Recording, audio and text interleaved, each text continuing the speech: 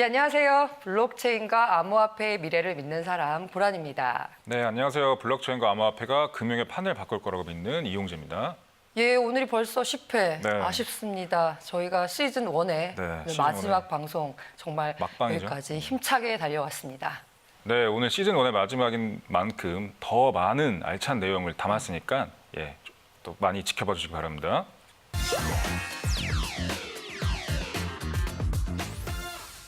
예, 지난 6일 네. 크립토 씬뿐만이 아니라 세계 경제의 어떤 분수령이 될 만한 중요한 일이 있었죠. 바로 미국 중간 선거였는데요.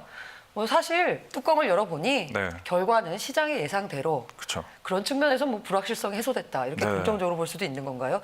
굉장히 관심 있게 봤는데 특별하게 크립토 씬에서 한정시켜 보자면 어떤 의미가 있을까요? 상원은 공화당, 하원은 이제 민주당으로 나눠졌기 때문에 모든 투자자들이 관심 있게 보고 있는 무역 전쟁, 중미 무역 전쟁의 기조는 그대로 유지될 가능성이 높다라고 할 수 있겠어요. 왜냐하면 이런 뭐 국제 무역이나 외교, 뭐 군사 이런 것들은 상원에서 주로 담당을 하고요. 그다음에 이런 관세나 무역 같은 정책들은 트럼프 행정부 단독으로 이제 진행을 할 수가 있어요. 그래서 행정명령 같은 식으로? 맞습니다. 그래서 백악관에서 직접 진행을 할 수 있기 때문에 중국과 미국의 무역 전쟁이 여기서 누그러진다라고 보기보다는 기존에 트럼프가 했던 대로 중간 선거도 끝났고 이제 본격적으로 할 수 있다. 그래서 좀 유지가 될 거다라고 보입니다. 그러면 지금과 같은 상황이 그대로 유지된다는 건데 뭔가 달라지거나 아니면 좀 뭔가 긍정적이거나 뭐 이런 점은 뭐 없나요? 다행히 그 전까지는 상하원이 다 공화당이었고 지금은 이제 하원은 민주당이 다수당이 됐잖아요. 그래서 미국 정치의 특징이 다수당이 그러니까 상원의 다수당은 상원의 모든 상임위원장을 다 같은 당으로 승자 독식이라고 승자 독식이죠. 하원의 상임위원회는 다 민주당 출신으로 꾸려질 거고요. 우리는 이렇게 서로 나눠 먹기 하는 나눠 먹는 여기는 이긴 사람이 다 가져가는 구조입니다. 그래서 이제 하원의 주로 기능이 이제 예산안. 돈줄 주고. 맞습니다. 그래서 예산에 대한 심의권이 하원에 있거든요. 그래서 이거를 갖고 이제 트럼프의 정책을 좀 견제를 할 거다라고 보고 있어요. 그래서 그런 트럼프 정책의 변덕이나 불확실성 같은 것들을 민주당 하원에서 좀 견제를 할 수 있다는 측면에서 증시에서는 불확실성이 어느 정도 제거가 됐다라는 긍정적인 시그널도 찾긴 합니다. 여기서. 그렇다면 이제 증시의 키는 우리 페드로 넘어가는 건가요? 맞습니다. 페드. 그러니까 지금 페드가 뭐 올해도 마찬가지고 특히 내년에 금리를 몇 번 얼마나 올릴지가 글로벌 증시의 키이기도 하고 또 글로벌 증시가 이제는 암호화폐가 굉장히 커졌기 때문에 글로벌 증시의 영향을 좀 받습니다. 그래서 저희가 지금 중간 선거나 이런 금리 얘기를 하는 것도 이제 같은 맥락이라고 보시면 되는데 그렇다면 페드가 금리를 언제 또 올릴 것인가, 얼마나 올릴 것인가를 보자면 지금 10월에 지금 증시가 급락했잖아요. 특히 한국 증시 급락했고 미국도 빠지고. 근데 크립토커런시 암호화폐도 가치 위험 자산으로 이제 분류가 되는 바람에 영향을 좀 받을 수밖에 없었고.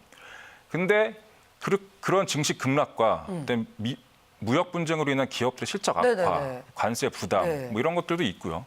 그다음에 한편으로는 지금 시간당 평균 임금이 상승이 되고 있어요. 그러니까 한마디로 고용 지표가 굉장히 좋아지고 있다. 미국 고용 지표는 완전 고용 수준이에요. 그래서 또 이게 오히려 인플레이션을 압박하는 거죠. 물가가 올라갈 수 있다. 그러니까 페드는 이 둘 중에 선택을 해야 돼요. 그래서 어떤 편에 설지를 봐야 되는데 일단 엊그제 11월 FOMC, 11월에 FOMC에서는 금리 동결했죠. 그런데 동결했지만 페드는 지금 금리를 무조건 올릴 수밖에 없는 상황이다라고 보시면 될 것 같아요. 그래서인지 이제 페드가 금리 올렸을 때 트럼프가 페드 미쳤다라는 얘기까지 하는 쟤네 미친 거 아니야? 뭐 이런 얘기까지 할 정도로 강하게 반발했는데 근데 왜 페드는 경제 상황을 고려하면 올리지 않고 그냥 갈 수도 있는 거잖아요. 근데 올려야만 하는, 더 올릴 가능성이 높다라고 보는 이유는 무엇인가요?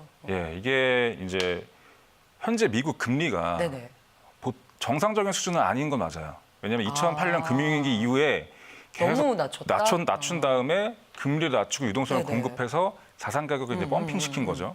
그래서 제로 금리 수준으로 유지를 하다가 이제서야 지금 조금씩 올리고 있는 상황인데 페드가 그 제로 금리를 내렸을 때도 마찬가지지만 페드는 금융위기가 터졌을 때 매뉴얼이 있어요, 거의. 금리를 낮추는 거예요, 무조건. 금융위기 터졌어? 그럼 저희가 계속 얘기했듯이 책에도 썼듯이 이 법정화폐 시스템에서는 신용 경색이 와서 근데 금융위기가 터지는데 그거를 해소하려면 더 돈을 넣어야 쏟아부어야 되죠. 됩니다. 네. 신용을 더 팽창시켜야 돼요. 근데 그러려면 금리를 낮출 수밖에 없는데 네. 이게 유일한 페드의 무기였던 거죠. 근데 만약에 다음번 금융위기가 온다. 그러니까 페드가 이 법정화폐 시스템에서 금융위기가 올 수 있다는 사실을 간과하는 게 아니라 네네. 잘 알고 있기 때문에 네. 지금 빨리 금리를 올리려고 하는 거예요. 아, 그러니까 다음번 금융위기가 왔을 때 네. 금리를 낮춰가지고 돈을 찍어내려면 네. 낮출 수 있을 만큼의 룸이 확보가 그쵸. 돼야 되는데 네. 지금 요거로는 부족하다. 네. 그러니까 조금 더 이제 더 올려가지고 룸을 확보한 다음에 네. 금융위기가 오면 네. 점점점 낮춰서 다시 살려내겠다. 네. 근데 이거는 사실 솔직히 말하면 뭔가 이렇게 근본적인 처방이 아니라 네. 뭐랄까 그냥 일단 살려놓고 보자. 네. 암투병 환자들한테 그러니까 항생제로 투여하는 거랑 마찬가지인 거죠. 그러니까 항생제 자체가 되게 몸에 안 좋은 거지만 그렇죠. 그래도 수명을 연장하는 효과는 있기 때문에 어. 이제 투여하는 건데 페드가 지금 금리를 낮춰 저금리 정책을 펼치는 거는 일종의 항생제 투여과 마찬가지다라고 보시는 게 맞을 겁니다. 그래서 이제 MC님께서는 일단은 금리 여러 가지 금리를 올리지 말아야 되는 환경도 있지만 네. 그런 다음번 금융위기 대비를 위해서는 네. 금리를 올릴 수밖에 없다라고 생각하시는 맞습니다. 거예요. 네. 근데 페드가 지금 금리를 올리기 너무 좋은 타이밍이에요. 좋은 타이밍이다. 예, 왜냐하면 그 페드의 존재 이유가 있어요. 네. 얘는 고용 안정하고 물가 안정이에요. 이 두 아, 마리 토끼를 잡아야 돼요. 그래서 페드의 목적은 물가 안정과 고용 안정 이 두 마리 토끼를 잡기 위해서 이제 노력을 하는 건데 마찬가지로 금리를 올리고 내릴 때는 이 큰 두 축에서 명분이 있어야 돼요. 아, 그러고 보니까 뭐 경제가 어렵다고는 하지만 어쨌든 간에 고용률이 완전 수준에 네. 가까워진 거니. 맞습니다. 아. 지금 글로벌 경제는 어렵다고 하지만 미국만 놓고 보면은 또 아니거든요. 아. 근데 페드는 엄연히 미국의 중앙은행 그렇죠. 역할을 하는 네네. 민간은행이죠. 근데 그러니까 얘는 페드가 글로벌 증시 상황을 다 볼 이유는 없죠. 이유도 없고 여유도 없는 거예요. 그래서 미국의 경제 상황 봤을 때 고용 지표가 너무 좋아지고 있기 네네. 때문에 지금 고용 지표가 좋아지고 있어. 우리한테 명분이 있어. 그리고 조만간 또 금융 위기가 올 수 있을 가능성이 높아. 당연히 이제 이 고용이라는 명분을 빌미로 금리를 올릴 수밖에 없는 거죠. 네. 자, 이제 우리 핫크립톡 시간에서만 만날 수 있는 전망, 시장 분석, 과연 중간 선거가 블록체인과 네. 암호화폐 시장에 미치는 영향은 무엇일까? 네. 어떻게 생각하시나요?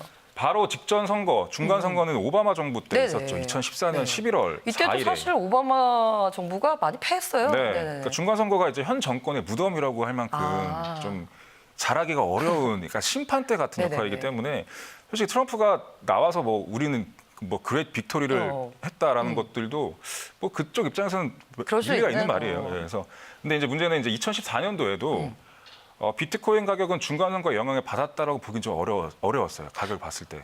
그렇죠. 근데 네. 2014년 하면 사실 이 시장 참여자들한테는 상당히 안 좋은 그쵸. 흑역사잖아요. 2014년 맞아요. 바로 초에 마운트 곡스 해킹 사건이 예. 있었죠. 그러니까 2014년도에 네네. 딱 그게 있었어요. 그 2월부터. 내내 시장이 좀 안 네. 좋았던 걸로 기억하는데. 맞아요. 그러니까 2014년 2월에 이제 그런 의혹이 터지고 네. 올랐던 비트코인이 쭉 내려가고 그렇죠. 있는 타이밍이어서 그래서 뭐 시장 끝났다는 네. 얘기가 사실 많이 퍼졌었죠. 그때 요때 쭉 내려오다가 요때 중간 선거 했거든요. 네네네.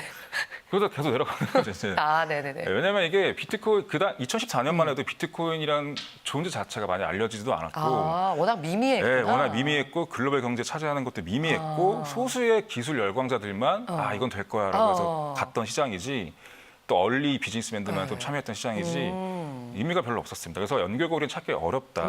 네. 뭐 수급 상황 측면에서 봐야 되는 건가요? 아니면 네. 뭐 어떤 식으로 이걸 해석해야지 좀 의미가 있을까요? 예. 일단은 말 그대로 단기 가격 변동 측면. 네네. 그러니까 그 중간 선거가 지난번에는 이랬을 때 비트코인 가격이 이랬고 올해도 이번에도 이럴 것이다라는 전망은 좀 의미가 없고요. 네네. 예. 대신에 미국 정부가 그러니까 지금 새롭게 판이 짜여진 미국 정부가 비트코인과 암호화폐, 그다음에 블록체인 기술을 어떻게 받아들이고 볼 것이냐에 대해서의 추측 정도가 가능하다. 근데 이런 추측은 굉장히 필요하다라고 보는 거죠. 그럼 어쨌든 간에 중간 선거를 통해서 행정부의 모습도 약간 바뀔 테고 의회의 네. 권력은 당연히 교체가 됐고 그래서 어떤 정책이 앞으로 나올지 그게 어떻게 시장에 영향을 미칠지를 네. 한번 설명을 해주셨으면 합니다. 그래서 지금 이거는 이제 공화당과 민주당의 정책 기조의 비교를 네네. 한 표예요. 그래서 공화당을 보시게 되면 이제 경제 정책에서 빨간색으로 박스 쳐놓은 거 있죠. 작은 정부 추구한다. 근데 민주당은 큰 정부. 네네. 그러니까 좀 더 정부가 간섭을 좀 많이 해야 그렇죠. 된다라는 거죠. 그다음 사회 분야는 재산권과 개인주의 강조. 약간 좀 저희 좀 현재 블록체인 업계랑 조금 비슷한 사실 면이 그 있어요. 블록체인이나 크립토 씬에서는 이쪽 공화당 쪽의 주장과 좀 더 가까웠다고 볼 수 있죠. 그다음에 뭐 무역 정책은 똑같아요. 그래서 무역 정책은 공화당, 민주당 전부 다 보호무역주의예요. 그래서 제가 아까 맨 처음에 중미 무역 전쟁이 좀 더 갈 거다라고 얘기했던 게 그런 이유였고 규제. 규제 부분이 이게, 우리가 이게 핵심이죠.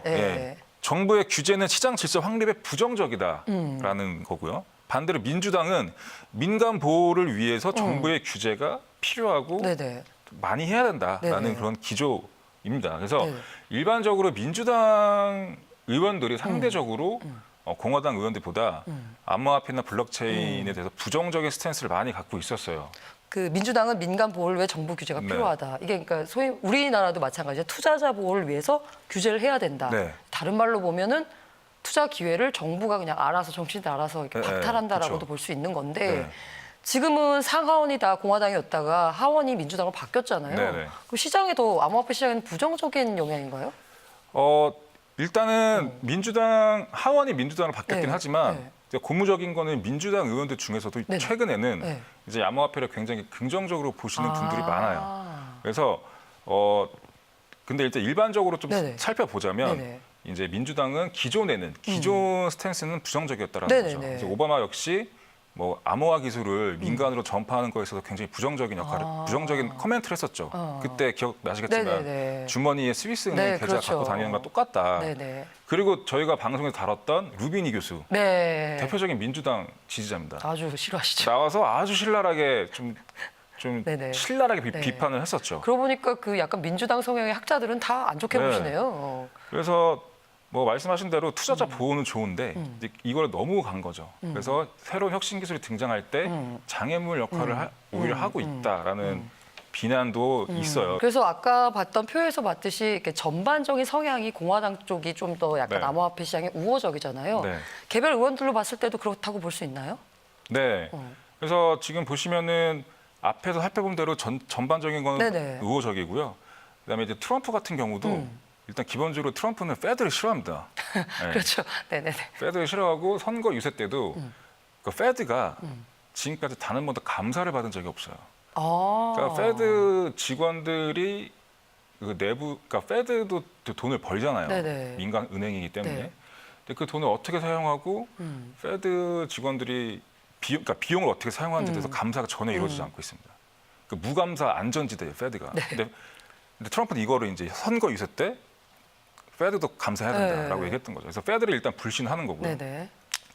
그다음에 공화당 의원 중에서 패트 메이라는 펜실베니아주 상원 의원, 이분은 이제 암호화폐가 현존하는 페드 중앙은행 시스템을 대체할 만한 효과적인 툴이다라고도 얘기를 했었고요. 그다음에 마이크 크래퍼라는 아이다호주 상원 의원, 공화당이고요. 이분은 굉장히 좀 비즈니스적으로 접근해요. 스마트 계약, 결제, 정산, 그다음에 뭐 신원 관리 뭐 이런 것들이 이제 블록체인과 암호화폐로 효율적으로 이루어질 수 있고 중요한 거는 아직 발견되지 않은 사용처는 무궁무진하다. 굉장히 기술 우호적이시네요. 기술 우호적이고. 그다음에 트럼프 정부가 지금 현재 SEC 커미셔너들을 이제 임명을 하잖아요. 그러니까 이번에 트럼프가 임명했던 일라드 로이스만 같은 경우도 또 최근에 많이 등장하고 있죠, 방송에. 그래서 굉장히 핀테크랑 비트코인의 우호적인 인사였고요. 그다음에 중요한 거는 12월에 이제 그 카라 엠스타인이라는 또 여자 의원이 교체되잖아요. 그러니까 이분이 교체되고 누가 들어오는지 12월에 요거 누가 들어오는지 이 사람을 성향을 보면 이제 완벽하게 윤곽이 나오는 거죠. 트럼프 정부, 그다음에 SEC, 그다음에 상하원 의원들까지 해서 미국 정부 전체가 지금 암호화폐, 핀테크, 그다음에 블록체인을 어떻게 보는지가 딱 요 12월에 여기 누구 임명되는지가 키포인트입니다. 그래서 요거 잘 보셔야 돼요. 그러야 되겠네요. 그러면 이 그 카라 엠스타인 의원 다음은 암호화폐 시장에 좀 거죠. 긍정적인 분으로 임명됐으면 하는 바람이고 일라드 로이스원 역시 좀 긍정적인 올바른 결정을 내려주시길 바라면서 또 화제가 되는 게 이번에 그 주지사 선거도 같이 있었는데 여기서 굉장히 눈에 띄는 주지사 두 분이 있어요. 시장에 굉장히 우호적이신. 그래서 저희가 아까 얘기했듯이 민주당은 예전에 스탠스는 그랬지만 지금은 또 개별 의원들은 또 다르게 플레이를 하고 있기 때문에 대표적인 이 두 분이거든요. 왼쪽이 지금 개빈 뉴섬이라는 캘리포니아 주지사. 그다음에 오른쪽에 그 자레드 폴리스라고 해서 콜로라도 주지사. 콜로라도. 네, 콜로라도 주지사. 이 두 분이 이 정치권에서는 굉장히 옛날 2014년도부터 14년이요? 비트코인과 크립토커런시 얘기를 했던 분들이에요. 그래서 폴리스 주지사는 2014년도에 비트코인의 성장을 저해하는 정부의 부당한 정책에 맞서 싸우겠다라고 언론에 엄청 얘기하고 다녔던 분이에요. 역시 네. 뭐랄까 굉장히 앞서가셨던 분이군요. 그래서 이분의 그 공식 홈페이지 같은 거 있잖아요. 의원 주지사에. 보면 섹션 중에 블록체인이라는 이슈가 따로 있고 그거 누르면 한 페이지가 다 블록체인 얘기예요. 어떻게 하겠다. 어떻게 하겠다. 근데 이분이 이번에 된 거고요. 민주당 출신인데도. 굉장히 이해도가 높으신 분이군요. 네, 이해도 높죠. 그래서 2014 그다음에 이제 왼쪽에 개빈 뉴섬은 정치인 중에 최초로 비트코인으로 선거 자금을 모집했던 사람이에요. 그럴 수도 있는 게 캘리포니아잖아요. 네, 그러니까. 그럼 여기는 워낙 그런 사람들이 많을 거 아니에요. 그러니까요. 불편하시죠? 비트코인을 주세요. 캘리포니아 주민 여러분들 뭐 비트코인 많이 갖고 있잖아요. 이렇게 되는 거죠.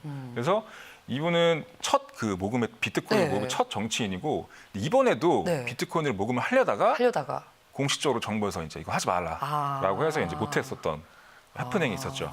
그럼 사실 아까 우리가 그냥 일반적으로 공화당, 민주당 구분을 하긴 했지만 이분들은 민주당임에도 불구하고 시장에 대해서 굉장히 우호적인 입장을 굉장히 초기부터 가졌던 분들이고 이렇게 보면 어떤 이 당파성을 떠나서 블록체인과 암호화폐에 대해서 긍정적으로 보는 정치인들이 늘어나고 있다. 이렇게 해석할 수 있는 거죠. 네, 맞습니다. 지금 굉장히 이제 말씀하신 대로 당을 떠나서 이제는 민주당, 공화당 할 거 없이 이거는 이제 된다. 블록체인 기술이나 암호화폐는 이게 10년 동안의 그 역사를 봤을 때 이미 컨셉 증명은 끝났고 이걸로 인해서 펼쳐질 새로운 혁신 기술에 집중하자라는 쪽으로 이렇게 모아지고 있는 거죠. 이런 모아지고 있는 거의 정점이 아까 얘기했던 그 12월에 SEC 신입 임원으로 누가 오는지가 거의 방점을 찍을 거고요. 그다음에 요게 우호적인 인사가 들어와서 방점이 찍힐 경우에는 2월 안에, 그러니까 2월 달 안에 비트코인 ETF가 승인될 가능성이 굉장히 높아지는 겁니다. 내년 2월이 비트코인 승인하는 미루다 마지막 가는 솔리드X CBOE 비트코인 ETF의 데드라인이 내년 2월이거든요. 그래서 그 데드라인이 오기 전에 승인이 될 가능성이 좀 높다라고 볼 수 있어요. 그리고 또 이때 마침 최근에 SEC 비트코인 책임자라고 할 수 있는 윌리드 힌먼 이사가 워싱턴 DC에서 열린 핀테크 위크 컨퍼런스에서 의미심장한 발언을 했어요. ICO를 준비할 때 참조할 수 있는 쉬운 버전의 ICO 가이드라인을 발표하겠다. 사실 국내에서도 업체들이 굉장히 많은데 규제가 없는데 작동을 하고 있는 게 문제거든요. 맞아요. 뭘 지키고 싶어도 지킬 수가 없어요. 뭘 지키라고 하는 게 없기 때문에. 그래서 금융당국에 물어보면 금융당국에서 하는 말 중에 가장 대표적인 말이 선진국의 사례를 참고하겠다라는 거거든요. 이 선진국 대표적인 어떤 스탠다드의 기준이 되는 미국이 빨리 뭔가 가이드라인을 발표해서 우리나라도 정확하게 ICO하는 업체들이 뭔가 정상적인 방법으로 합법적인 방법으로 ICO 할 수 있는 날이 빨리 오기를 기대합니다.